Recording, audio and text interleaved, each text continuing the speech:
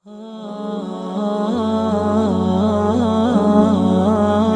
کچھ تھا میں نے تیرے محبوب کی جھولی میں ڈالا، اب مجھے بھی تو کچھ دینا، مجھے بھی تو بدل دینا۔ رب نے حالات یوں بنائے، صدیق نبی کو لے کے چلے ہیں، غار میں پہنچے، اپنی جھولی پھیلائی ہے، نبی کا سر جب صدیق کی جھولی میں آیا، میرا وجدان کہتا ہے رب نے کہا ہوگا صدیق تیرا جو کچھ تھا تو نے میرے محبوب کی جھولی میں ڈالا، میرا جو کچھ تھا آج میں نے تیری جھولی میں ڈال دیا۔ یہ نہ ہوتا تو کچھ نہ ہوتا، تیرا جو کچھ تھا تو نے میرے محبوب کی جھولی میں ڈالا، میرا جو کچھ تھا میں نے آج تیری جھولی میں ڈال دیا۔ 3 دن نبی صدیق غار میں اسی لیے کہتا ہوں صحابہ خوش نصیب جنہوں نے نبی کو بار بار دیکھا، کئی بار دیکھا، لیکن اس کی خوش نصیبی کے کیا کہنے جس نے اکیلے غار میں دیکھا۔ اکیلے یہ صحابہ ہیں براہ راست دیکھنے والے۔ آج کوئی عمرہ کر کے آئے تو ہاتھ چومتا ہے کہ اس نے نبی کا روزہ دیکھا۔ میں کہتا ہوں جس نے نبی کا روزہ دیکھا وہ خوش نصیب ہے، اور جس نے خود روزے والے کو دیکھا ہو وہ کتنا خوش نصیب ہے، وہ کتنا خوش نصیب۔ نبی کے ساتھ بیٹھتے، باتیں کرتے، کبھی مذاق بھی ہوتا۔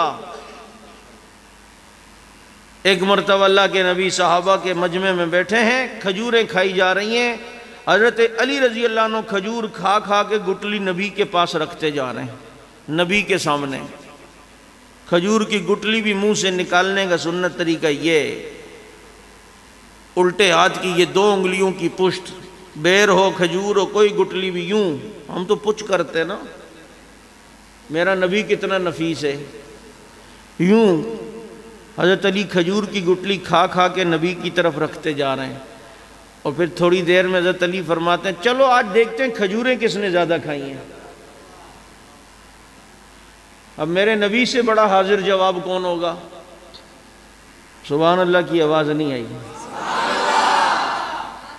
بھائی، جس نبی کے امتی اتنے حاضر جواب۔ یہ لکھنؤ کے اندر نا بڑے مناظرے ہوتے تھے عبدالشکور لکھنوی رحمہ اللہ کے دور میں، یہ مسجدوں میں پنجاب کی اکثر دیکھا ہوگا، ایک اشعار لکھے ہوتے ہیں، چراغ مسجد محراب و منبر ابوبکر عمر عثمان و حیدر۔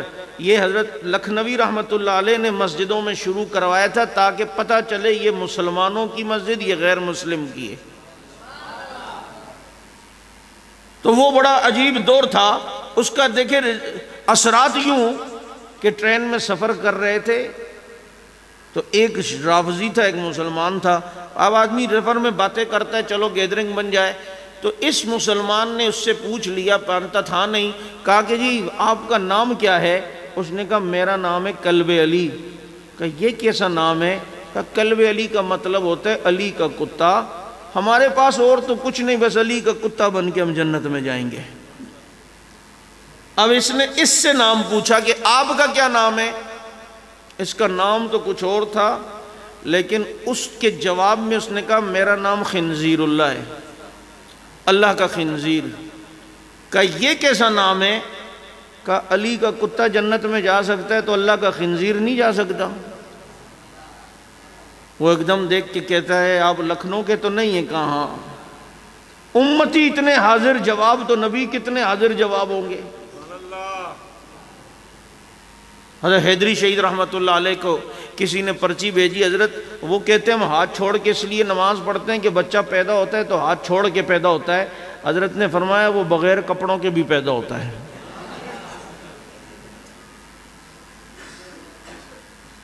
کالج کا ایک لڑکا آیا، اپنے ساتھ اپنے ایک اسٹوڈنٹ، ایک کلاس فیلو کو لایا، وہ مسلمان نہیں تھا، رافضی تھا۔ اس نے کہا حضرت ہماری آپس میں بحث ہوئی ہے، میں کہتا ہوں قیامت میں اللہ کا دیدار ہوگا اور یہ کہتا ہے نہیں ہوگا، آپ سے فیصلہ کرانا ہے حضرت، میں کہتا ہوں ہوگا۔ حضرت نے کہا ہوگا۔ حضرت یہ کہتا ہے قیامت میں دیدار اللہ کا نہیں ہوگا۔ حضرت نے کہا نہیں ہوگا۔ کہا حضرت ہوگا یا نہیں ہوگا ایک جواب دینا، آپ مجھے کہتے ہیں ہوگا، اس کو کہہ رہے نہیں ہوگا۔ فرمانے لگے بھائی جس کو ہونا ہے وہ تو کہے گا نا ہوگا، جس کو ہونا ہی نہیں وہ تو یہی کہے گا نا نہیں ہوگا۔ اللہ کا دیدار تو مسلمان کو ہونا ہے، غیر مسلم کو تھوڑی ہونا ہے۔ نہیں سمجھ آئی؟ اتنے حاضر جواب۔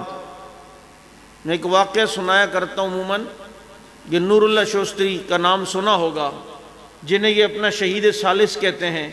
جہانگیر کی حکومت تھی ہندوستان میں، اس کی بیوی تھی نور جہاں، اور وہ تھی رافضی۔ اس نے ایک دن جہانگیر سے کہا کہ چلو مناظرہ کرواتے ہیں، میں ایران سے مناظر بلاتی ہوں، تم ہندوستان سے مولویوں کو بلاؤ۔ اس نے کہا ٹھیک ہے، مرغے لڑیں گے، ہم ذرا دیکھیں گے، مزہ آئے گا۔ اب اس نے ایران خط لکھا کہ ایک مناظرے کے لیے آدمی بھیجو، انہوں نے وہاں سے نور اللہ شوستری کو بھیجا۔ اب یہ لاہور کے رستے سے اس نے ہندوستان جانا تھا، تو لاہور کے اندر ایک صوفی بزرگ تھے میاں میر محمد صاحب رحمۃ اللہ علیہ۔ اس نے کہا چلو صوفی تو مناظر ہوتے نہیں ہیں، اس کو تھوڑا پھنساتا ہوں، ڈراتا ہوں، اس کی اطلاع ہندوستان میں جائے گی تو ان پہ پریشر پڑے گا کہ کوئی بہت بڑی بلا آ رہی ہے، ایک لاہور میں مناظرہ ہرا کے آ رہا ہے۔ تو اس لیے پہلے صوفی کے پاس گئے، میاں میر محمد صاحب کے پاس گیا، کہا جی ایران سے آیا ہوں، مناظرہ کرتا ہوں، آپ سے بھی مناظرہ کروں گا۔ انہوں نے کہا وہ تو کر لیں گے، اس کے علاوہ کیا کرتے ہو؟ اس نے کہا میں حسین کی شان بھی بیان کر سکتا ہوں۔ میاں میر محمد صاحب نے فرمایا حسین کی شان ہمارے سامنے پڑھو نا، حسین کی جب کوئی شان پڑھے سنی کا تو ایمان بڑھے، کیونکہ حسین تو ہیں ہی ہمارے، حسین ہیں ہی ہمارے۔ حسین 5 نمازوں والا، سنی 5 نمازوں والا، حسین پوری داڑھی والا، سنی پوری داڑھی والا، حسین حافظ قرآن، سنی حافظ قرآن، حسین ابو بکر عمر عثمان و معاویہ کو اپنا ایمان ماننے والا، سنی ابو بکر عمر عثمان و معاویہ کو اپنے امام ماننے والا، حسین جو ہے معاویہ کے ہاتھ پر بیعت کر کے معاویہ کو امام مانے، سنی بھی معاویہ کو اپنا امام مانے۔ حسین جو ہے قرآن، اسی قرآن کے حافظ، سنی بھی اسی قرآن کے حافظ۔ حسین جو ہے میرے نبی کے وہ نواسے ہیں کہ جن کو اللہ رب العزت نے جنت کا سردار بنایا ہے۔ اس کو میاں میر محمد صاحب نے کہا میرے سامنے بھی حسین کی شان پڑھ۔